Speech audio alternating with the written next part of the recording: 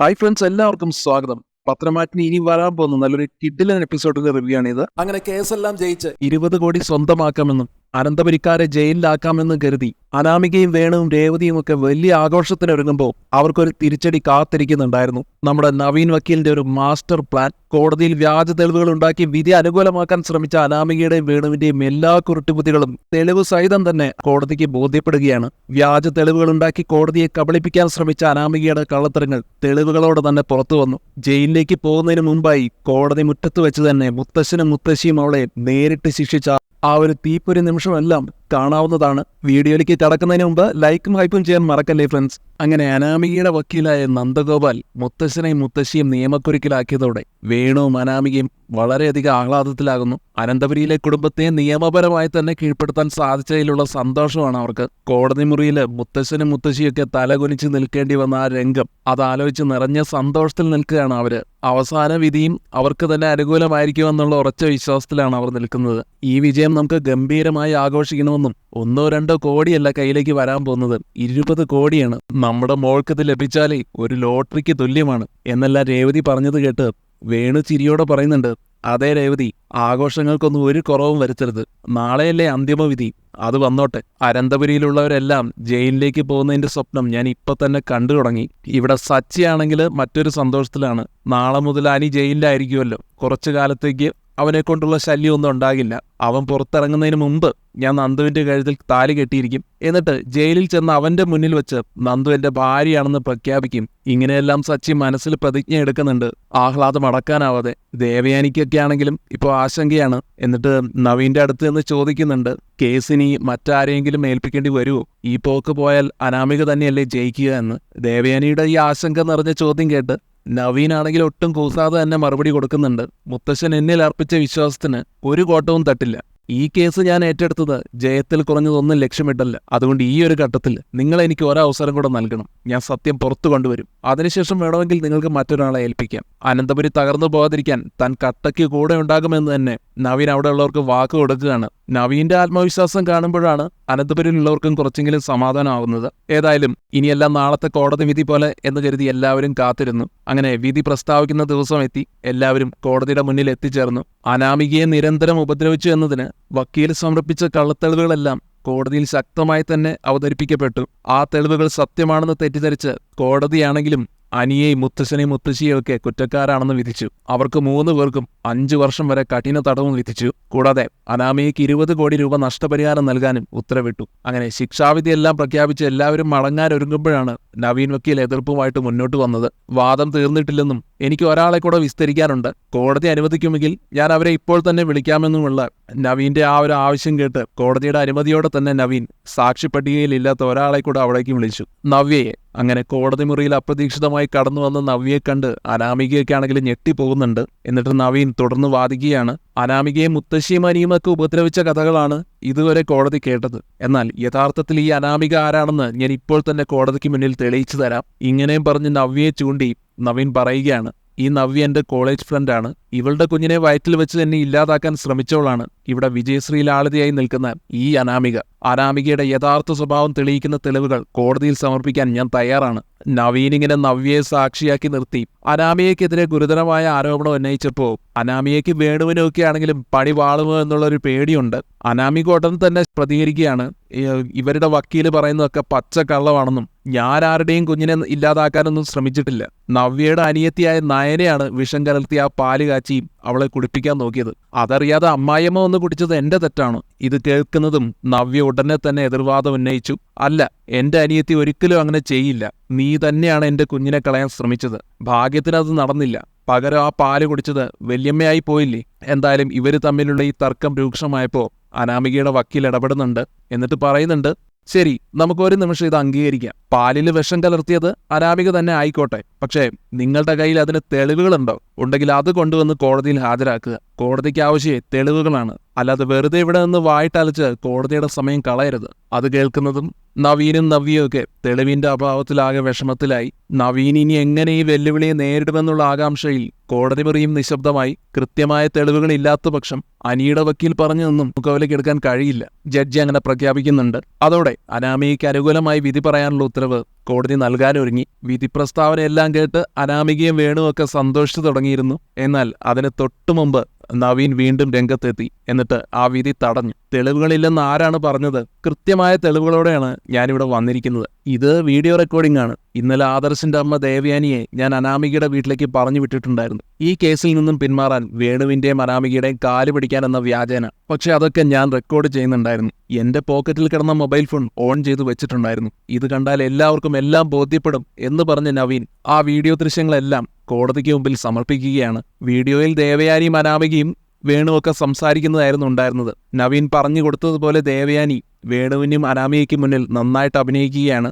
എന്റെ അച്ഛനും അമ്മയും വയസ്സായവരാണെന്നും അവരെ ഈ പ്രായത്തിൽ അകത്തിടാൻ എനിക്ക് കഴിയില്ല. അതിന് അനാമിക മോളുടെയും വേണുവിന്റെയും കാല് പിടിക്കാൻ വരെ ഞാൻ തയ്യാറാണ്. എന്റെ കരള് പോകാൻ അനാമിക മോളാണ് കാരണമെങ്കിൽ പോലും ഞാൻ അതെല്ലാം മറക്കാൻ തയ്യാറാണ്. ഈ കേസൊന്ന് പിൻവലിച്ചാൽ മാത്രം മതി എന്ന് പറഞ്ഞ് ദേവയാനി അവർക്ക് മുന്നിൽ കരഞ്ഞ് അഭിനയിക്കുന്നുണ്ട്. ഇതൊക്കെ നവീൻ ക്യാമറയിൽ പകർത്തുന്നുണ്ടായിരുന്നു. ആ സമയത്ത് ദേവയാനിയുടെ അഭിനയമെല്ലാം കണ്ട് വേണു അഹങ്കാരത്തോടെ ചിരിക്കുന്നുണ്ടായിരുന്നു. എന്നിട്ട് വേണു തിരിച്ച് ദേവയാനിയോട് പറയുകയാണ്, ഇപ്പൊ മനസ്സിലായില്ലേ ദേവയാനി ചേച്ചി, നിങ്ങളുടെ വക്കീലിനെ കൊണ്ട് ഒരു ചുക്കും ചെയ്യാൻ കഴിയില്ല എന്ന് കണ്ടില്ലേ? അവസാനം ഈ വക്കീല് തന്നെ എന്റെ കാല് പിടിക്കാൻ വന്നത്. ശരി, നിങ്ങൾ പറഞ്ഞതുപോലെ ഞങ്ങൾ കേസ് പിൻവലിക്കാം. പക്ഷേ 20 കോടി രൂപ ഞങ്ങളുടെ അക്കൗണ്ടിൽ എത്തിയിരിക്കണം. എന്താ, തരാൻ തയ്യാറാണോ? വേണുവിന്റെ ആ ചോദ്യം കേട്ട് ദേവയാനി മറുപടി കൊടുക്കുന്നുണ്ടായിരുന്നു, 20 കോടിയൊന്നും തരാൻ പറ്റില്ല വേണു എന്ന്. അത് കേട്ടതോടെ വേണുവും അനാമികയൊക്കെ കൂടി എങ്കിൽ പിന്നെ കേസിൽ നിന്ന് പിന്മാറാനും ഞങ്ങൾ തയ്യാറല്ല. വല്യമ്മ ഒറ്റൊരുത്തി കാരണമാണ് മുത്തശ്ശൻ എന്നെ അനന്തപുരി തറവാട്ടിൽ നിന്ന് ഇറക്കി വിട്ടത്. ശരിയാ, വല്യമ്മയുടെ കരള് പോകാൻ ഞാൻ തന്നെയാ കാരണക്കാരി. എന്നാലേ അത് നവ്യയുടെ കുഞ്ഞിനെ നശിപ്പിക്കാനായിരുന്നു ഞാൻ പൊടിയൊക്കെ കലർത്തിയത്. അതെടുത്ത് കുടിക്കാൻ ഞാൻ വല്യമ്മയോട് പറഞ്ഞു. അതുകൊണ്ട് വല്യമ്മ പോകാൻ നോക്ക്. 20 കോടി തരാതെ കേസ് പിൻവലിക്കുന്ന പ്രശ്നമില്ല എന്ന് പറഞ്ഞ അനാമിക ദേവയാനിയും നവീൻ വക്കീലിനെയും ഒക്കെ അവിടുന്ന് ആട്ടിയിറക്കി വിടുകയാണ്. എന്തായാലും ഈ വീഡിയോ കണ്ടതോടെ കോടതിയിലെ അന്തരീക്ഷമൊക്കെ മാറി മറിഞ്ഞെന്ന് വേണം പറയാൻ. നവീൻ ഹാജരാക്കിയ ദൃശ്യങ്ങൾ അനാമികയുടെയും വേണുവിന്റെയും യഥാർത്ഥ ലക്ഷ്യം കോടതിക്ക് മുന്നിൽ തെളിയിച്ചു. വേണുവൊക്കെ ആണെങ്കിലും പറഞ്ഞു പോകുന്നുണ്ട്, എന്നാൽ ഇത് ഒരു വല്ലാത്ത ചതിയായി പോലെ മോളെ. എന്നാൽ ഇങ്ങനെ ഒരു കുരുട്ടുബുദ്ധിയൊക്കെ ഈ വക്കീലിനുണ്ടായിരുന്നു. അനാമികയ്ക്ക് ആകെ ദേഷ്യം വരുന്നുണ്ട്. ഇനി ഇതിന്റെ പേരിൽ എനിക്ക് ജയിലിൽ പോയി കിടക്കാനൊന്നും പറ്റില്ലെന്ന് പറഞ്ഞു പോകുന്നുണ്ട്. എങ്ങനെയെങ്കിലും എന്നെ രക്ഷിക്കാൻ നോക്കെന്ന് പറഞ്ഞ് അനാമിക ആകെ ടെൻഷൻ ആവുന്നുണ്ട്. അനാമികയുടെയും വേണുവിന്റെയും ഈ പരിഭ്രമമൊക്കെ കാണുന്ന നവീനാണെങ്കിൽ അടുത്ത ബോംബ് പൊട്ടിക്കുന്നു. ഇതുകൊണ്ട് അവസാനിക്കുന്നില്ല. അനാമികയുടെ വക്കീൽ നേരത്തെ വാദിച്ചല്ലോ, അനിക്ക് ഒരുപാട് പെൺകുട്ടികളുമായി ബന്ധമുണ്ടെന്നും പുറത്തു വെച്ച് കാണാറുണ്ടെന്നും ഒക്കെ. ഈ വീഡിയോയിൽ തന്നെ നോക്കൂ, ആ സ്വഭാവമുള്ളത് അനാമികയ്ക്കും അവളുടെ കാമുകന്മാർക്കുമാണെന്ന് ഇതിലൂടെ മനസ്സിലാക്കാൻ പറ്റും. അങ്ങനെ നവീൻ അനാമിക അവളുടെ കാമുകനുമായി അടുത്തിടപഴകുന്നതും സംസാരിക്കുന്നതുമായ വീഡിയോ ദൃശ്യങ്ങൾ കോടതിയിൽ ഹാജരാക്കി. ഇത് അനാമികയുടെ സ്വഭാവദൂഷ്യം കൂടി കോടതിയിൽ വെളിപ്പെടുത്തി. നിയമത്തിന്റെ എല്ലാ പഴുതുകളും അടഞ്ഞതോടെ അനാമികയും വേണുവും കുടുങ്ങിയെന്ന് വേണം പറയാൻ. വേണുവിനും അനാമികയ്ക്കും രേവതിക്കും ഒക്കെ ശരിക്കും പേടി പിടിക്കുന്നുണ്ട്. വക്കീലെ, നിങ്ങൾ എന്തെങ്കിലും ചെയ്തേ പറ്റൂ. എന്റെ മോളുടെ ജീവിതം തകർന്നു പോകരുത്. പേടിച്ചു വിറച്ചുകൊണ്ട് വേണു തന്റെ വക്കീലിന്റെ കാൽക്കൽ വരെ വീഴാൻ തയ്യാറായി നിൽക്കുമ്പോൾ വക്കീലാണെങ്കിലും ആകെ പെട്ടുപോയെന്ന് വേണം പറയാൻ. ദേഷ്യത്തോടെ കൈ നിർത്തി, ഇനി ഞാൻ എന്ത് ചെയ്യാനാണോ? എന്നെ കൊണ്ടാകുന്നതൊക്കെ ഞാൻ ചെയ്തില്ലേ? നിങ്ങൾ തന്നെ അനന്തപുരിക്കാർക്കുള്ള തെളിവുകൾ കൊടുത്ത് എല്ലാം നശിപ്പിച്ചില്ലേ? ഇനി വരുന്നത് അനുഭവിച്ചോ? എന്നെ കൊണ്ടൊന്നും ചെയ്യാൻ പറ്റില്ല എന്ന് പറഞ്ഞ് വക്കീല് മാറിയിരിക്കുകയാണ്. എന്തായാലും അവസാനം കോടതി വിധി വരികയാണ്. തെളിവുകളെല്ലാം പൂർണ്ണമായും പരിശോധിച്ച ശേഷം കോടതി അന്തിമ വിധി പ്രസ്താവിച്ചു. അനി എന്ന വ്യക്തിക്കെതിരെ അനാമികയുടെ അഭിഭാഷകൻ ഉന്നയിച്ച എല്ലാ ആരോപണങ്ങളും അടിസ്ഥാനരഹിതമാണെന്നും അവ വ്യാജമായി കെട്ടിച്ചമച്ചവയാണെന്നും കോടതിക്ക് ബോധ്യമായിരിക്കുകയാണ്. ഗർഭസ്ഥ ശിശുവിനെ വരെ തീർക്കാൻ ശ്രമിച്ച അനാമിക ഒരു വലിയ കുറ്റവാളിയാണെന്ന് കോടതി നിരീക്ഷിക്കുന്നു. കൂടാതെ സ്വന്തം വല്യമ്മയുടെ ജീവഹാനിക്ക് കാരണക്കാരിയായതും തെളിയിക്കപ്പെട്ടിരിക്കുന്നു. അതുകൊണ്ട് അനന്തപുരിയിലെ കുടുംബത്തിന് മാനസികമായ ദുരിതങ്ങൾ ഉണ്ടാക്കുകയും ഉപദ്രവിക്കുകയും ചെയ്തതിന് നഷ്ടപരിഹാരമായി അനാമിക 2 കോടി രൂപ അവർക്ക് നൽകാൻ ബാധ്യസ്ഥയാണ്. ഇതുകൂടാതെ കുറ്റകൃത്യത്തിന്റെ ഗൗരവം പരിഗണിച്ച് അനാമികയ്ക്ക് 6 മാസം ജയിൽ ശിക്ഷയും കോടതി വിധിക്കുകയാണ്. കോടതി വിധി ഒരു ഇടുത്തി പോലെ വേണുവിന്റെ അനാമികയുടെയും തലയിൽ പതിച്ചു. പണവും പ്രതികാരവും ലക്ഷ്യമിട്ട് അവർ നടത്തിയ എല്ലാ കുതന്ത്രങ്ങളും ഒടുവിൽ അവർക്ക് തന്നെ വിനയായെന്ന് വേണം പറയാൻ.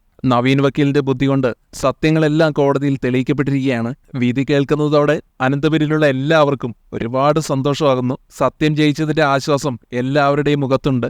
വേണുവിന്റെ അവസ്ഥ എന്ന് വെച്ചാൽ വേണു ആകെ തകർന്നിരിക്കുകയാണ്. 2 കോടി രൂപ ഞാൻ എങ്ങനെ ഉണ്ടാക്കി കൊടുക്കും എന്നും പറഞ്ഞ് വേണു തലയിൽ കൈവച്ച് ആലോചിക്കുമ്പോൾ അതാണോ അച്ഛന്റെ പ്രശ്നം?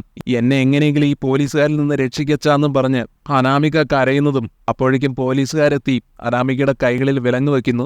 അനാമികയെ അങ്ങനെ പോലീസ് ജീപ്പിൽ കയറ്റാൻ തുടങ്ങിയപ്പോഴാണ് കേട്ടോ മുത്തശ്ശനും മുത്തശ്ശി അവിടേക്ക് വന്നത്. മുത്തശ്ശൻ പറയുന്നുണ്ട് പോലീസുകാരോട്, 1 മിനിറ്റ് നിൽക്കൂ സർ, എനിക്ക് ഇവളോട് കുറച്ച് കാര്യങ്ങൾ പറയാനുണ്ട്. പോലീസുകാർ അതിന് അനുവാദം നൽകിയപ്പോൾ കോടതി മുറ്റത്ത് വെച്ച് തന്നെ മുത്തശ്ശൻ അനാമികയുടെ കവളിൽ ആഞ്ഞൊരടി കൊടുക്കുകയാണ്. എന്നിട്ട് പറയാണ്, നീ ഇത്രയും നാൾ അനന്തപുരിക്കാരോട് കാട്ടിക്കൂട്ടിയ എല്ലാ തെമ്മാടിത്തരങ്ങൾക്കും ദൈവം തന്ന ശിക്ഷയാണിത്.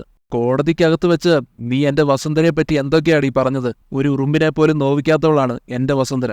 അങ്ങനെയുള്ളവളെ പറ്റി ഇല്ലാത്തതൊക്കെ പറഞ്ഞതിന് നിന്റെ അണപ്പല്ലടിച്ച് തെറിപ്പിക്കണമായിരുന്നു. പക്ഷെ ഇത് കോടതി മുറ്റമായതുകൊണ്ട് ഞാൻ ഇത്രയേ ചെയ്യുന്നുള്ളൂ. ഇത്രയെങ്കിലും ചെയ്തില്ലെങ്കിൽ ദൈവം പോലും എന്നോട് ക്ഷമിക്കലടി. നീ ചെയ്ത പാപങ്ങളെല്ലാം ഇനി ജയിലിൽ കിടന്ന് തീർക്ക്. എനിക്ക് വേണ്ടി നല്ലൊരു തറവാട്ടിൽ നിന്ന് നല്ലൊരു പെൺകുട്ടിയെ ഈ മൂർത്തി കണ്ടെത്തി കൊടുക്കും.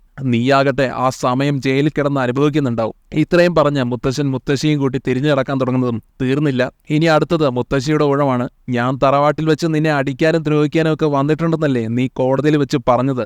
അങ്ങനെ കള്ളത്തരം പറഞ്ഞ് എന്നെ ജയിലിൽ കിടത്താമെന്ന് നീ അങ്ങ് കണക്ക് കൂട്ടിയല്ലേ? എങ്കിലേ ഈ വസുന്ധരയുടെ കയ്യിലെ ചൂടെന്താണെന്ന് നീ ഇപ്പോൾ അറിയാൻ പോന്നേയുള്ളൂ. ഇങ്ങനെ പറഞ്ഞ് നമ്മുടെ മുത്തശ്ശിയും ആഞ്ഞൊരുങ്ങി അനാമികയുടെ മറ്റേ കാരണവും അടിച്ചു പൊട്ടിക്കുന്നുണ്ട്. എല്ലാം കൊണ്ടും തകർന്നു പോകുന്നുണ്ട് അനാമിക. പിന്നീട് പോലീസുകാര് ജീപ്പിൽ കയറ്റി അനാമികയെ ജയിലിലേക്ക് കൊണ്ടുപോകുന്നു. അനാമികയുടെ ശല്യം ഒഴിഞ്ഞതോടെ അനി നന്ദുവിനെ ആശ്വസിപ്പിക്കുകയാണ്. ഇനി നമുക്ക് ടെൻഷൻ ഇല്ലാതെ ജീവിക്കാമല്ലോ നന്ദു, ആ ശല്യം ഒഴിഞ്ഞു കിട്ടിയല്ലോ എന്ന്. പിന്നെ അവളെ ഞാൻ ജയിലിൽ പോയി ശരിക്കും ഒന്ന് കാണുന്നുണ്ട്. അവൾ ഇത്രയും കാലം വലിയ റാണിയെപ്പോലെ സുഖിച്ച് ജീവിച്ചവളല്ലേ. ഇനി ജയിലിൽ കിടന്ന് ചീത്തവിളിയും പീഡനവും ഒക്കെ സഹിച്ച് ഒതുങ്ങി ജീവിക്കുന്നത് എനിക്കൊന്ന് നേരിൽ കാണണം. പിന്നീട് നമ്മുടെ മുത്തശ്ശനും ആദർശും ദേവയാനിയും മറ്റെല്ലാ കുടുംബാംഗങ്ങളും ഓടി വന്ന് നവീൻ വക്കീലിനോട് കൈകൂപ്പി നന്ദി അറിയിക്കുന്നുണ്ട്. വക്കീൽ കാരണമാണ് ഞാനും എൻ്റെ വസുന്ധരയും ഇപ്പോൾ ജയിലിലേക്ക് പോകാതിരുന്നെന്നും ഇതിന് എത്ര കോടി ചോദിച്ചാലും ഞങ്ങൾ തരാൻ തയ്യാറാണെന്നും മുത്തശ്ശൻ ഇങ്ങനെ വികാരഭരിതനായി പറഞ്ഞപ്പോൾ നവീൻ പുഞ്ചിരിയോടെ പറയുന്നുണ്ട്, മൂർത്തി മുത്തശ്ശൻ എനിക്ക് എൻ്റെ അച്ഛൻ്റെ സ്ഥാനത്താണ്. അച്ഛൻ്റെ കൂട്ടുകാരൻ്റെ കയ്യിൽ നിന്ന് പൈസ വാങ്ങുന്നത് ശരിയല്ല. ഞാൻ ഈ കേസ് ഏറ്റെടുത്ത് കാശിന് വേണ്ടിയല്ല സർ. കേസ് ജയിച്ചല്ലോ, എനിക്കത് മാത്രം മതി. അതുകൊണ്ട് തന്നെ ഒന്നും വാങ്ങാതെ നവീൻ അഭിമാനത്തോടെ തന്നെ അവിടെ നിന്ന് മടങ്ങുന്നുണ്ട്. വീട്ടിലെത്തിയപ്പോൾ അനാമിക ജയിലിലാണെന്ന വാർത്തയറിഞ്ഞ് ജാനകി കരഞ്ഞു തളർന്നു പോകുന്നു. എന്തൊക്കെയായാലും അനാമിക മോള് പാവമായിരുന്നു. അവളെ ഇങ്ങനെ ജയിലിലടക്കേണ്ട ഒരു കാര്യം ഉണ്ടായിരുന്നില്ല. ഇങ്ങനെയെല്ലാം അനാമികയ്ക്ക് വേണ്ടി വാദിച്ചുകൊണ്ട് ജാനകി ദുഃഖം പ്രകടിപ്പിക്കുമ്പോൾ അജയൻ അത് കണ്ട് ദേഷ്യം സഹിക്കുക വയ്യാതെ ജാനകിയുടെ കാരണത്തൊന്ന് കൊടുക്കുന്നുണ്ട്. അവൾ ഇത്രയും വലിയ ചതിയും ക്രൂരതയും ചെയ്തിട്ടും നീ ഇപ്പോഴും അവളെ ന്യായീകരിക്കുന്നോ? നിനക്ക് നാണമില്ലേടി? അവളോട് ഇത്രയും വാത്സല്യമുണ്ടെങ്കിലേ നീ നേരെ പോയി അവളുടെ കൂടെ ജയിലിൽ കിടന്നു. എന്റെ അച്ഛനെയും അമ്മയും നശിപ്പിക്കാൻ ഇറങ്ങി തിരിച്ചവളാണ് അവൾ. ഇനി അവളുടെ പേര് നിന്റെ നാവിലൂടെ പുറത്തു വരരുത്. ഇങ്ങനെ പറഞ്ഞ് അജയേട്ടൻ അലറുന്നുണ്ട് ജാനകിക്ക് നേരെ. ജാനകിയാണെങ്കിലും അത് കേട്ട് തളർന്ന് നിലത്തേക്കിരുന്നു. ഭർത്താവിന്റെ തല്ലിനേക്കാൾ ജാനകിയെ വേദനിപ്പിച്ചത് താൻ ഏറ്റവും സ്നേഹിച്ച മരുമകൾ കാരണം ഇപ്പൊ താനും ഒറ്റപ്പെട്ടു എന്ന ചിന്തയായിരുന്നു. അനാമിക ജയിലിലായ വിവരം അറിഞ്ഞപ്പോൾ സച്ചിയും അബിയും ഒക്കെ തകർന്നു പോകുന്നുണ്ട്.